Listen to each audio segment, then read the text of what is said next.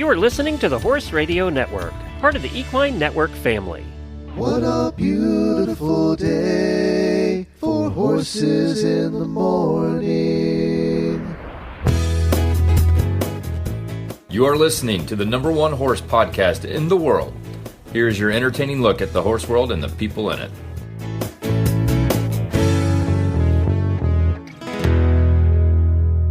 This is Solange Ellis, founder of Stable Riding, and this is the August 2025 episode of Stable Riding with Solange, part of the Horses in the Morning. I am here the fourth Tuesday of every month to talk to you all about the rider and how we can make ourselves better in the saddle. Coming up on today's show, you're going to hear a little bit about how this podcast came about, followed by an interview with a real-world stable rider. This episode's stable rider is Krista, who completed the 2022 Mongolian Derby. Krista will tell us all about her riding journey and amazing experience flying across the steppe. Are you interested in being a stable rider? Each episode will close with me giving a riding tip and some rider homework to keep you learning and riding between now and next month's episode. For this first episode, I have founder of the Horse Radio Network, Glenn, with us, who's also host of Horses in the Morning. Hey, Solange, thank you so much for doing this. We're glad to have you here. I'm very excited. I think this is going to be a really great time. So I met Solange at Equine Affair this year in Ohio. Ashley and I were there, and we met you. We had you as a guest on the show, right? Sure did, yep. And then we got chatting, and then it was actually Ashley's idea, who said, for one of these Tuesday or Thursday episodes on Horses in the Morning, we've never done an episode that's solely about the rider. Correct. We've done a ton about training horses, but we've never done anything that's solely about the rider. And I'm so glad you're here because that's your specialty. It is. That is what I have dedicated my life to. I tell people that I have dedicated my life to stabilizing riders everywhere I go. And we also have a mutual friend that listeners of the show will recognize, and that's Frankie Lovato. Yes, I adore Frankie. I have many. I have an entire herd now of equisizers. How many do you have? Do you have the record of the most number of equisizers? I just got a fifth one. Oh my God, you do. My students all gathered together for my birthday, which was also my 25th anniversary of having my business. And they purchased me a custom equisizer special for myself. You are not old enough to have a 25th anniversary of your business. Well, I dropped out of school. You must have started when you were 10. I started when I was 15. Oh, there you go. Okay. And started breaking horses for a living when I was 15. So that was sort of the beginning of my horse career was 15. So you use the equisizers in your instruction, right? I use the equisizers all the time for everything. So with my stable riding system, I have a dedicated space on my property here on my farm called the Rider Lab. And it includes a lot of tools to help teach riders on. And that includes my herd of equisizers. And I use them to train new riders who've never been on a horse before, so they know how to interact with their tack. Advanced riders who are preparing for a big event like the Mongol Derby and Gaucho Derby riders. I teach a lot of mounting lessons. Riders who are turning to riding after a long break, a lot of rider rehab, whether they had a riding injury or some other type of injury or surgery. The equisizers really allow me to do what I do. I couldn't do what I do without the equisizers. Yay, Frankie. I know. So, and you have all different colors? Yeah, all different breeds of equisizers? I have all different colors. So far, they all feel like geldings to me, but I can't say that one won't be a mare.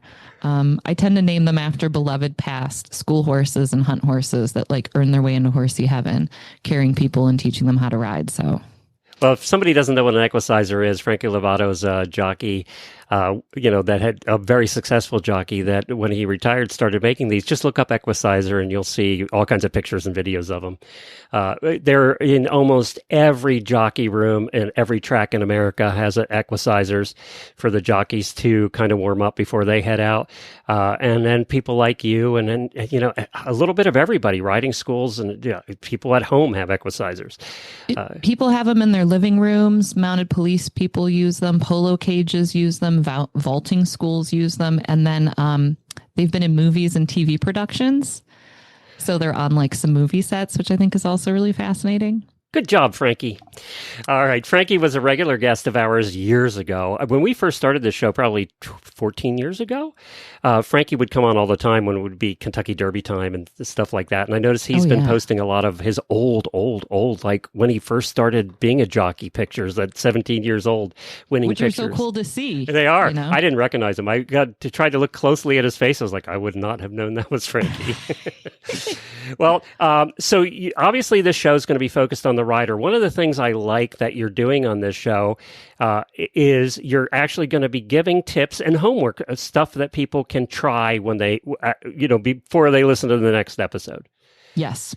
Yep. The stable riding system is all about simple, stable, and sustainable. So I try to keep the instruction as easy and clear as possible so it can even impact a rider over a medium like podcast. Yeah, because obviously you can't show them doing this. So, but I know you well enough now to know you'll be very good at explaining it so people can actually go out and give it a try.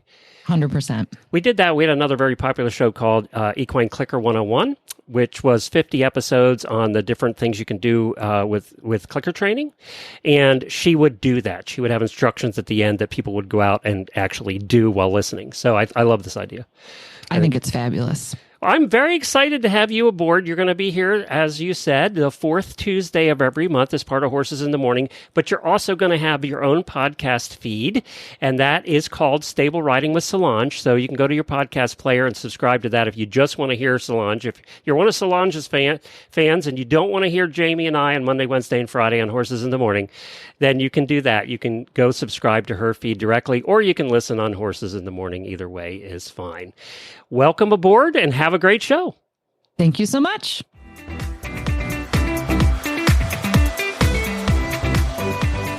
Oh my goodness, Krista, I'm so excited to hear from you. Listeners, this is Krista, one of the incredible riders who completed the Mongol Derby in 2022. Krista, thank you so much for being on the Stable Riding Podcast today. Absolutely. I'm very honored for the invite. Thank you. The second I knew that I wanted to talk to a Mongol Derby rider, I instantly went, I'm going to ask Krista.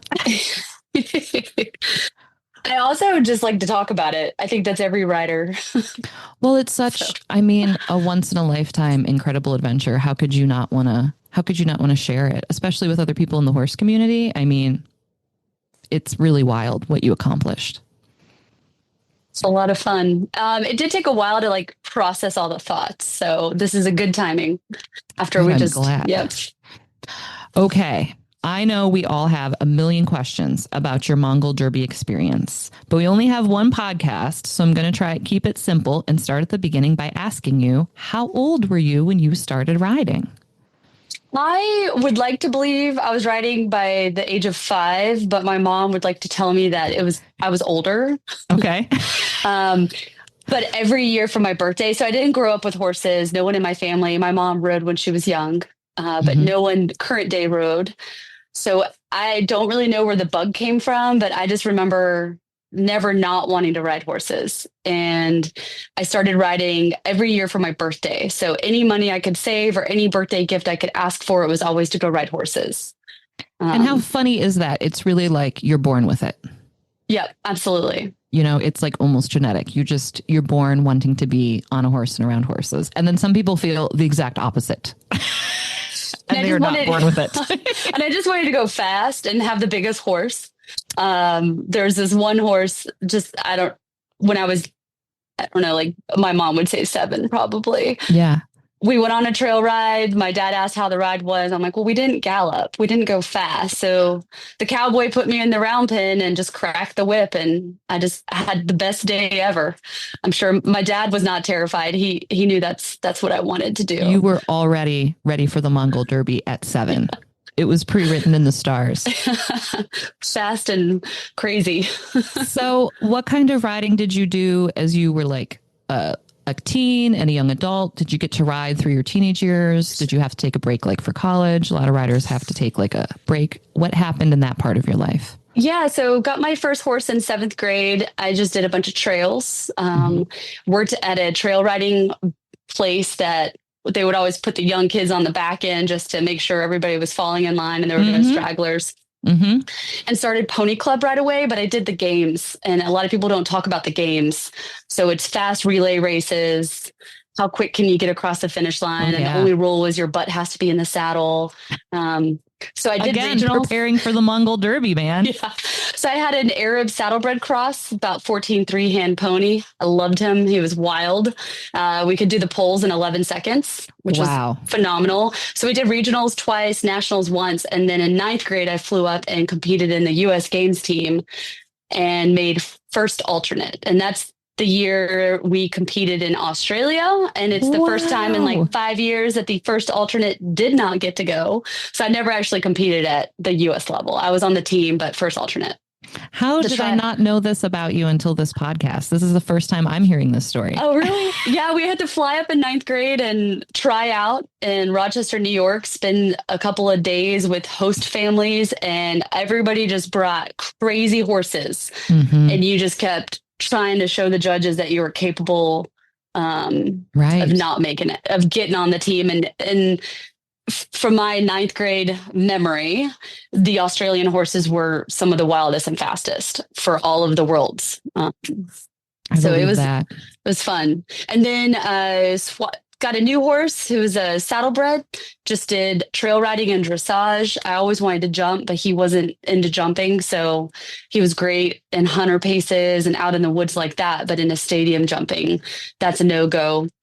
Went to college and sold him to someone that could give him an excellent retirement home. Got another saddlebred who was crazy. Loved them. I dabbled in the saddle seat world, but I never competed. I just got to watch professionals do that. I did take a couple years off, but it was after college, and it was in my mid-career professional stage. Right. Just didn't have enough time to not be a weekend warrior. And I always just get a horse that needs more than a Saturday, Sunday deal. Correct. Yeah, I get it. So did a couple years in Japan, and then moved back to the States and just dove deep in horse stuff as soon as I moved back. Now, when did you first hear about the Mongol Derby, and what made you decide to apply? Yeah, interesting. So I lived in Japan for a couple of years, and on the way over to Japan, I have two big shepherds. So my mom drove with me to Seattle, and then I took a plane from there, so they didn't have to go across the US in another plane.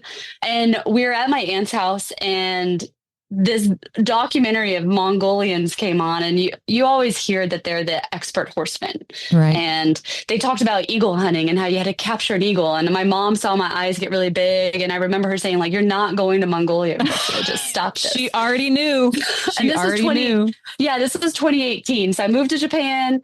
2 years later, 2020, COVID is locking everybody down. And then there was a light restriction. So my friends and I booked a horseback adventure on a beach in Mirakaigan. And there the Japanese were telling us that they like to go to Mongolia to go trekking. And a friend that I ended up competing with, Mary, she had a friend that competed in this thing called the Mongol Derby. So I went home that night and Googled, watched the 3-minute promo video, and was sold. And Mary and I, from that moment on, just were hyper focused on, we were going to do this crazy thing called the Mongol Derby. We were going to ride semi-feral horses forever, how long they'll let us ride them. And, so we applied in October of 2020. Or a little bit earlier. We originally got accepted for the 21 race, but COVID deferred everything, which led me to... I remember that. Yeah, so 2022. So I had 2 years to train, which was really nice. That is a luxury. Yeah. But that 3-minute video sold me on sign me up. Good marketing. Yeah. So let's talk about how we met. Do you remember our meet cute? Do you remember how we met each other? Yes, I do. So I was training. I've never trained harder for anything in my life. I'm sure my job would want me to dedicate this much effort. But I was training with Stevie Delahunt out west, and she's an amazing horsewoman, plus a coach, mental coach as well. And she was like, Krista, you might benefit on going to see my friend Solange. And I had a new feral stallion baby as well. Fell off a couple times. The writing was on the wall that I was not going to make it Mongol Derby. And so I remember bebopping into your barn at like 6:30 in the morning. Yes. Super excited to train. And within 30 minutes, I fell in love with your style, your attention, your communication style. And then immediately was like, can you go to Egypt with me in 2023? I know. You came for, I think it was 2 days. Remember, you came for a 2-day intensive. Yes. For the Derby. And I immediately put you on horses, and I'm standing in the middle of my indoor teaching you drinking coffee. And you're like, I'm going to go to Egypt for my birthday and ride Arabs in the desert. Do you want to come? And I wanted to look at you and go, you have not seen me on a horse. I might be a terrible rider. You don't know. Maybe I just stayed at a Holiday Inn last night, you know? And I just took a sip of my coffee and I was like, yeah, I think I do. It was the one time probably that I was being super selfish with my own personal trip, that I wanted to go ride fast Arabians and not worry about anybody or anything. So, so that was our first, I think, like 30 minutes. Yeah. We had known each other not long at all. And you invited me on like your next trip of a lifetime. And I was like, yeah, okay. Oh yeah. And it was definitely in May, and I raced in the August race. So right around the corner. Yeah. It was amazing. I was very sore and never lost my stirrup again, except for on Fragala, the Arabian in Egypt. And I lost my stirrup like 5 minutes before. And I looked at you and I was like, wow, I lost my stirrup. And you're like, you jinxed me. Those horses, man, 3, 2, 1, go. They're just gone. They were very fast. I was very excited to have you come to my facility because the lab was still kind of new. Mm-hmm. And I was just sort of building it. And I had just gotten in my Equicizer like a couple months prior and just gotten in the Mighty Bucky a couple months prior. So it was really exciting to me to be able to apply those tools with my like budding burgeoning system to a Mongol Derby rider. And you were just a dream to train. You trained so well and rode so beautifully. And it was so fun to watch you on your Mongol Derby adventure. Well, about the lab, I think Mighty Bucky, you didn't ask me this question, but I'll toss it in there. Mighty Bucky was probably my favorite because we rode Mighty Bucky on day 1, and then we rode Mighty Bucky on day 2. And Mighty Bucky became a feral stallion on day 2. And the significant difference in just one day. Well, and for the listeners who are like, what's a Mighty Bucky? It's a professional bull riding barrel. So it's a big barrel with a handle on it, and it bucks and rears, and you can move it very slowly because another human manipulates it. So you can move it very slowly and gently. And I've used it to like show people how they can move their hips. And this is what a canter is going to feel like. But you can also, if you're strong enough, you can really buck it a lot. And when I purchased the Mighty Bucky, the lady's on the phone. She's like, do you want the Mighty Bucky or the Mighty Bucky Extreme? And I was like, the Mighty Bucky Extreme. So that's what I have, which also swivels a little bit. So it definitely swivels. It twists and it spins and it bucks and rears, and it's a fabulous tool in the lab. It's heavy and hard to move, but it works really well and has been, I think, like you said, a cornerstone of a lot of the Mongol Derby riders whom I've trained lab time, because you can just buck and buck and buck and buck as much as you want. It was wonderful. Mm-hmm. I have so many good things to say about the lab. That one jumps out, and then the Equicizer. I never understood how to, this sounds bizarre. I've ridden with top trainers. I could say that, top trainers. And I guess I never was as connected with my seat bones to the horse and learning my canter lead through my seat. Yeah. I remember you having that breakthrough. I remember it. I was riding way too stiff. It was really, really very fun to watch. I had a great time. So as you know, because you've experienced it, my stable riding system is designed for all riders. It's non-breed specific, it's non-discipline specific. And this means that I get a lot of non-traditional riders who come in to the system because they're looking for something a little different, because maybe they're doing something a little different, like the Mongol Derby riding. So you've already told us a little bit about how the non-traditional instruction of the lab and stable riding helped with your very successful completion of the Mongol Derby. But is there anything else you want to add about how the stable riding system helped, or how other riders can feel maybe empowered to try out some of the non-traditional instruction out there because it might really benefit them? Yeah, I was thinking about this, and I think maybe last year or sooner, my show days are merging. I took my wonderful Irish sport horse into the warm up arena, and he was an angel. He was pretty good. And then I, bebopped over to the show ring, and he was perfect. And I go down center line, and all of his energy is about to combust, and it just was day and night. And I immediately was like, this horse is going to try to throw me in the middle of this class in my training one test. First time ever doing training one on him at a show. And I just was like, we're going to ride it out. Yep. We're just going to ride it out. Yeah. I immediately remembered some of the phrases you taught me, where my shoulders need to be, where my hips and my chest and my heels and my toes. And I'm like, I'm going to ride. And I'm going to stick this out. Yeah. And, we're coming around on one of our 20-meter circles, and he just rears and does a 160. Yeah. And I'm like, no, sir, we don't do that here. And he also tried to crow hop a couple times in the canter.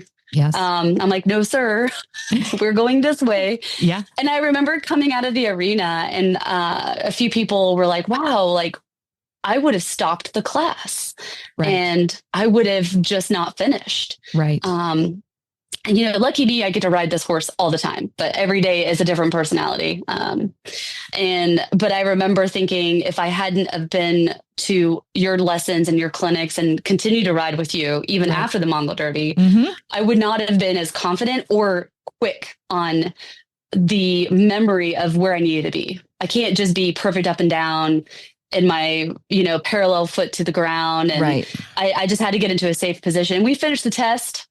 Did not get a great score, but we finished the test. And then later we did another class, and he was great. So I think for me, it's at that moment where you're doing something and you're like, I don't know how my horse is going to, a plastic bag goes through the arena. Oh yeah, totally. Happens. I think, happens all the time at barns, that things happen, or a horse trailer pulls in next to your arena and your horse spooks. So for me, it's those moments preparing you for those one-offs that we all dread, and you just don't know what's going to happen, but it allows you to stay confident to where you're like, nope, we're just going to keep doing this. Well, what I loved about the way you described the interaction that you had with your horse was you felt like your horse was going to have a big feeling. You felt an emotional moment coming with a young horse who's in a new place, who's doing something new. And you went, we're going to keep going. I'm going to ride this, and I'm going to calmly and effectively say, we don't do that here. And then redirect him and put him back online. And while I don't really do a lot of horse training anymore, what the stable riding system does for riders is allow them to be stable enough in their body that they can use their aids clearly and patiently and empathetically when their horse does have a big feeling, as opposed to going, we just have to stop because I can't handle this, or I'm just going to monkey cling and pray. Yeah, no, I paid a lot of money and it was a schooling show, so the bell didn't get rung on me if it was we just keep going. And we did a 30-mile endurance race on him. I did in November, same thing, in my jump saddle, because I felt most secure in my jump saddle. Yes. And so we did a full 30-mile race, vet checked, cleared, everything was perfect. And he led most of the ways. So I was definitely in my safety position quite often through that ride. And with a lot of posting. This year's Mongol Derby, Krista, just completed. And that makes me want to ask you, what did you learn from the stable riding system that directly impacted your Mongol Derby experience and was something that you had happen on the horse frequently and you were able to access some of that training, but also something that you brought home and continued with, and something that we could share for our listeners if they want to be able to have like a concrete tip or skill or something they can apply to their riding? Because at the end of the day, we're all riders on horses. Yeah, I would.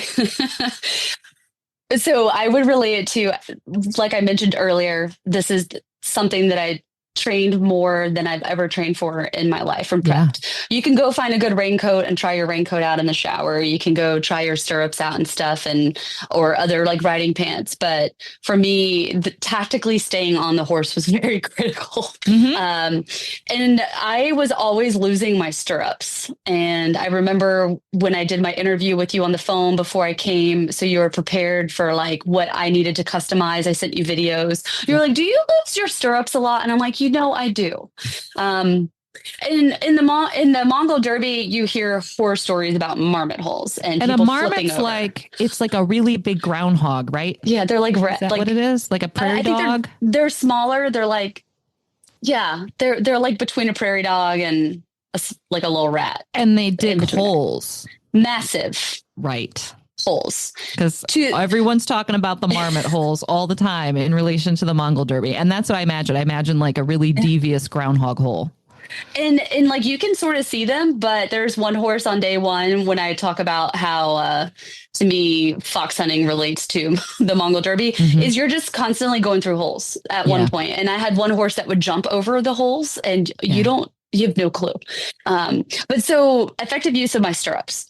When you and I did our 2-day intensive, I've only once lost my stirrups since then. Yeah. But it's so critical in the Mongol Derby because when the horse is at a fast speed, and you also taught me how to canter in a very good cowboy type, what I would say cowboy outrider type position where you're not going down. I don't know how many times I rode a horse that ate dirt at a gallop to where I was told by friends who've raced, when your horse hits the hole, try to stay out of their face. They'll climb back up. It's like they never did it, but you need to stay out of it. Well, the only way you're going to do that is if you're using your stirrups effectively and your body in alignment with that position and you're not pitched forward. I came into horse station 9 and the vet there was like, be careful when you leave the horse station. The last 3 riders all fell into holes. And this is all at a gallop. This isn't at like a little cute walk and trot. This is at a full speed gallop. And you don't have fast any control when you're leaving that horse station. Your goal is to go.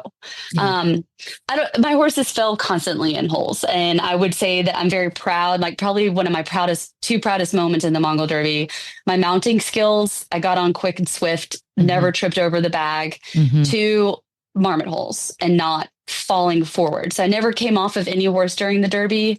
And I had there's a famous photo in my year where 2 people both were off leaving the horse station. Right. And then like fast forward to just this past horse show a couple of months ago, I'm in the warm-up arena doing a derby, which is stadium jumping mixed with cross country. So we're in a grassy warm-up arena and I'm just trotting. My horse is a little opinionated. So I'm like in my early stage of be prepared, use your stirrups appropriately. They're a tool. They're your aid. They're going to keep you safe. And my horse, his face hits the ground and everybody in the warm-up arena stops. My mom freaks out. And like a trainer was on the ground coaching and she's like, was there a hole? I'm like, there better be, or I shouldn't be competing today. So we circle back and there sure enough is a decent size like hole in the ground. Yeah. And if I hadn't been using my stirrups like you taught me, I would have come off and warm up with my horse. Well, and the Mongol Derby is such an extreme version of you're going across this open, plain and you can't always see these holes. And everybody knows there's marmots everywhere and the horses are traveling so fast. But everybody's horse at some point in time trips a little bit. Right. That's a universal horse experience, especially if we have trail riders and fox hunters, like you referenced before, a tree root or a slippery crossing or a little bit of mud, or maybe they're just distracted because they're thinking about the fly on their butt. And to be able to sit back and get out of their way, quite often they're able to pop their front end up and keep traveling along and not sustain any injury or issue like the Derby horses who are able to, because, that's their backyard. The Derby horses are used to the marmot holes.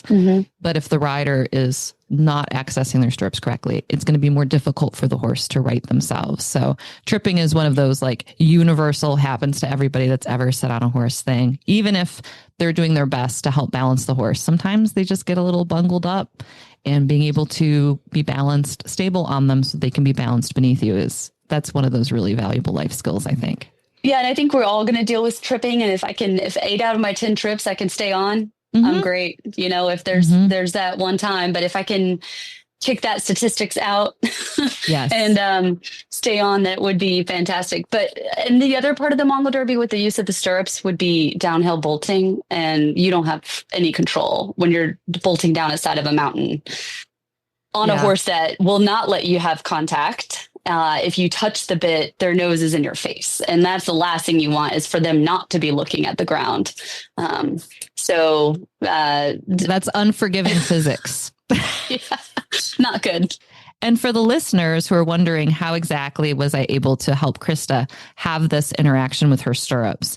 My stable riding system uses the 4 factors of riding to help stabilize riders, regardless of their current body position.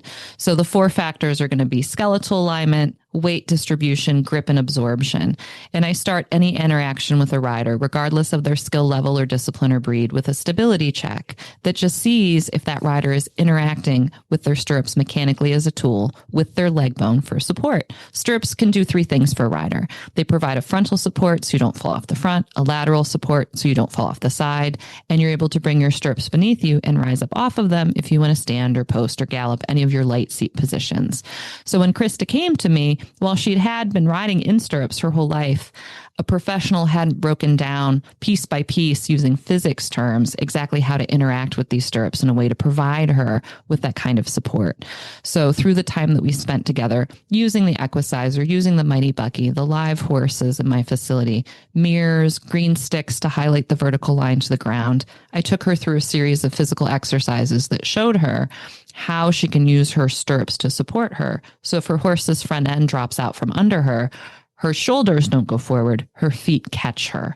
And that's a big part of my stable riding system, is teaching riders truly how to interact with their stirrups, not just, oh, we'll measure your stirrup length to your arm, and then that's all the information you get. I have a little bit more technique and a little bit more information that helps riders really understand how to use their stirrups for support in something like galloping downhill or tripping, which is what a lot of the Mongol Derby riders encounter on their race.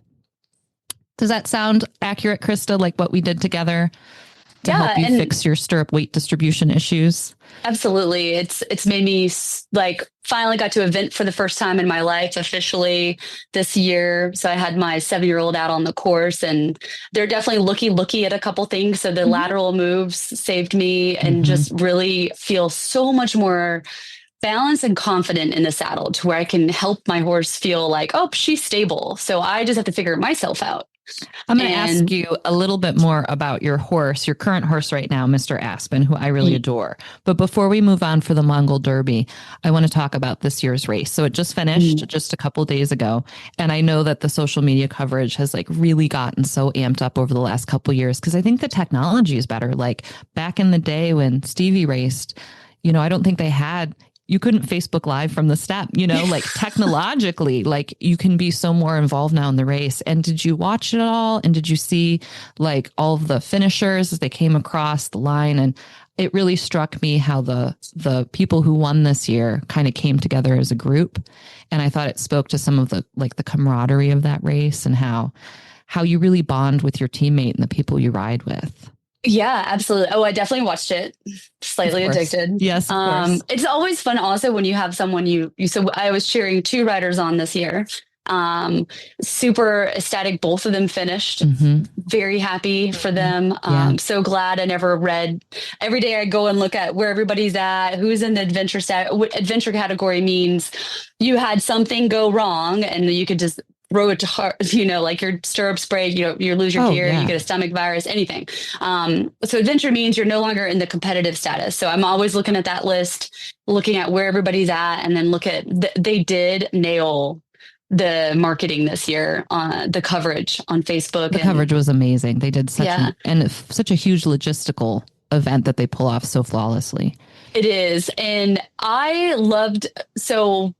started watching it in 2022 with myself. There's that. And ever since then, I've been watching it. And this year was really cool to see the 4 riders cross and share that title. And then seeing everybody else come in. And I rode with my friend Mary that I met in Japan, and I Right. would never pick a different person to ride with. We spent 10 days together. I wanted to stay on the roads to stay away from Marmot Hold. You know, we compromised between Marmot Hold and roads when it made sense. Right. But in 10 days, you know, you build a huge bond with someone. It's essentially from Charleston, South Carolina to Manhattan is the distance we rode in 10 days. That is 28 crazy. When you different put horses. it like that, that is wild. Yeah. And the meeting people and who you ride with, there were days that we rode with the same people multiple times. Mm-hmm. You help everybody else out. I remember coming across one of the Aussies and his horse just was not moving out. And we had 2 bolters, which were crazy. Mm-hmm. They just walk and then they bolt when they want, and then they walk and then they bolt. So we were like, yeah, man, you can join us, but these are bolters, which was great because then his horse was excited off It of sort the of pulled bolters. his along. Yeah. And then he finished up in I think like the top 10 probably. Mary and I came in at 21st and started the race together, finished the race together. And you see where the competitive nature comes out, but then you also see where people are going to actually help each other. It is a race and there are rankings, but the vibe that I really get from all the riders who have trained and who have come back and talked to me about it is that everyone's so incredibly helpful of each other. It's a very supportive community. You're all out there to have a really great time. And I think that that's a wonderful bond that the race sort of brings all these people together and all these people from all over the world too.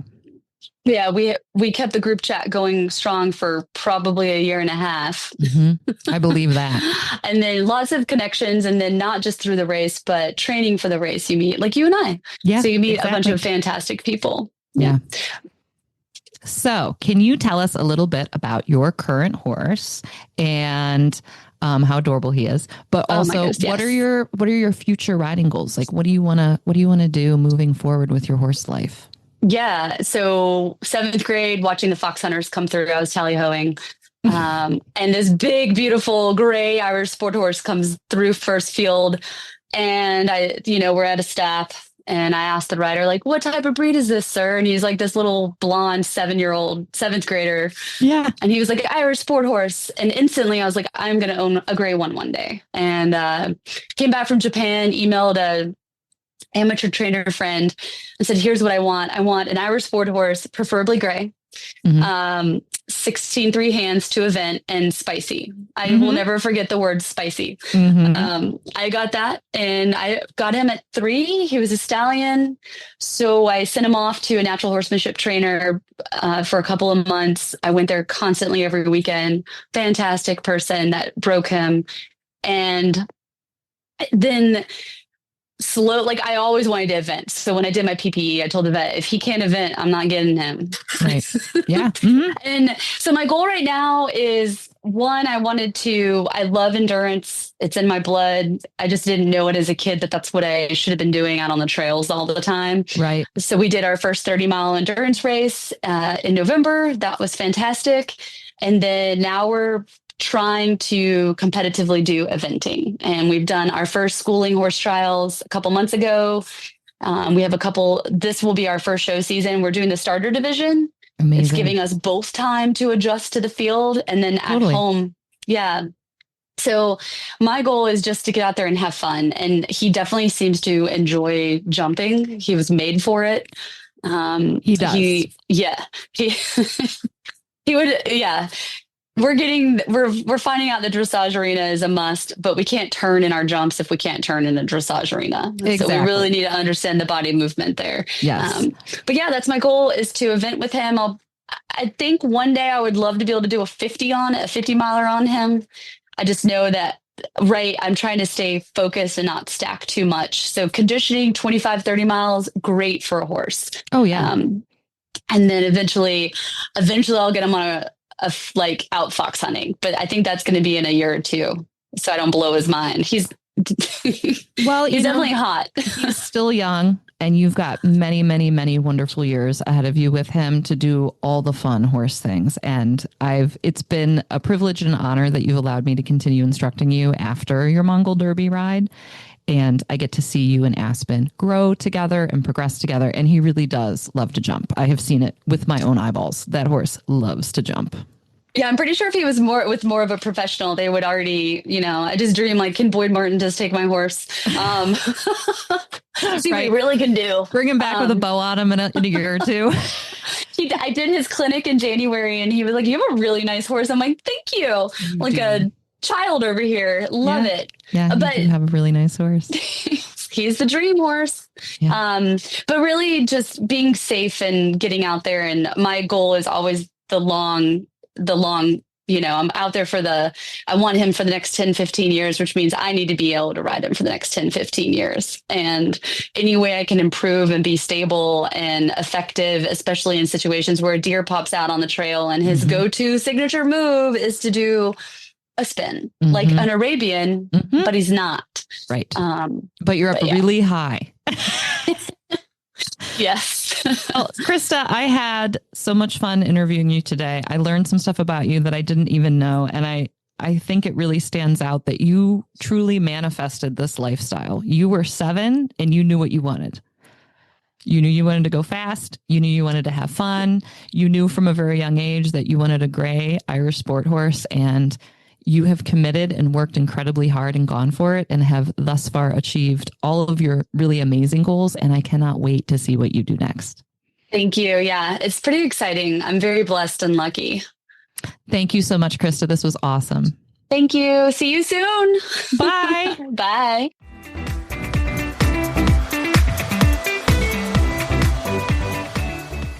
Okay, everybody, it's the part of the show where I share my rider tip. So since this is the very first episode of Stable Riding with Solange, I wanted to start with the one single most important thing that I teach all the riders that I ever interact with on the very first day. It's like the foundation of the stable riding system. And I call it the stable position. The stable position is the way that you put your skeleton on your horse's back to keep yourself on if you are beginning to feel unstable in your own body, or if your horse moves out from you in a way you didn't expect. So this stable position that I'm going to explain to you will keep you on if your horse spooks or spins or shies or bucks or bolts, or will just help you gain confidence if you're riding along and you don't feel like you're in the best position you could be in. How we perform the stable position is we put our feet in front of us. We put our heels down and we put our feet in front of us enough that if you look past your knee, you'll see your toe. You're going to turn your toes out at a 45-degree angle. And as you put your feet out and in front of you, you're going to widen them a little bit. So I had a rider who called it piece of pizza. She's like, I got to put my feet out like a piece of pizza. This is going to allow you to interact with your stirrups mechanically as a tool for frontal and lateral support. You're going to keep your hands down below your belly button, and you're going to lean backwards from your waist, the amount that puts your shoulders slightly behind you. Think about how bull riders look when they ride at the rodeo. This position will keep you on your horse's back and will also use all of your aids to help tell your horse that you'd like it to slow down and come back beneath you. So for the rider homework, I want you to practice the stable position 10 times each ride.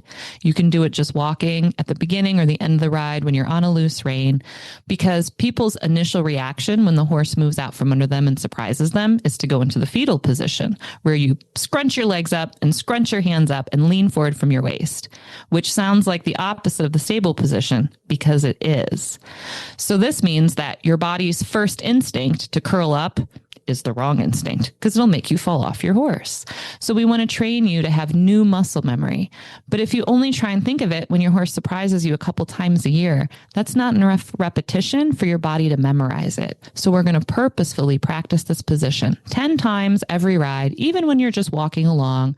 Go from your regular riding position into your stable position. Hold it for 5 or 10 strides, and then go back to your regular position again. You might find that when you go into the stable position, your horse slows or stops beneath you. And that's okay, because that's partially what your body is communicating with your aids. And if that happens, I just pat him, tell him good horse, pretend like I just wanted him to slow down or stop anyway, and then go back to walking. I promise you that if you can dedicate just a couple of strides every ride to practicing the stable position, when something happens in the real world, you will greatly increase your chance of staying on and communicating calmly to your horse. And that's really worth it. If you're interested to learn more about stable riding, you can visit my website, www.stableriding.us, or you can find us on Facebook, Instagram, and TikTok as Stable Riding. What I offer through my stable riding program is remote lessons, one-on-one lessons. I offer traveling clinics, and riders often come in to where I'm located in Hinckley, Ohio, and spend multiple days training with me in rider intensives. We are here once a month on the fourth Tuesday of every month. We have our own RSS feed. Just search Stable Riding with Solange in your podcast player, or you can find us on the main Horses in the Morning feed. Until next month, all riders can be stable riders, and a stable rider makes for a happy horse.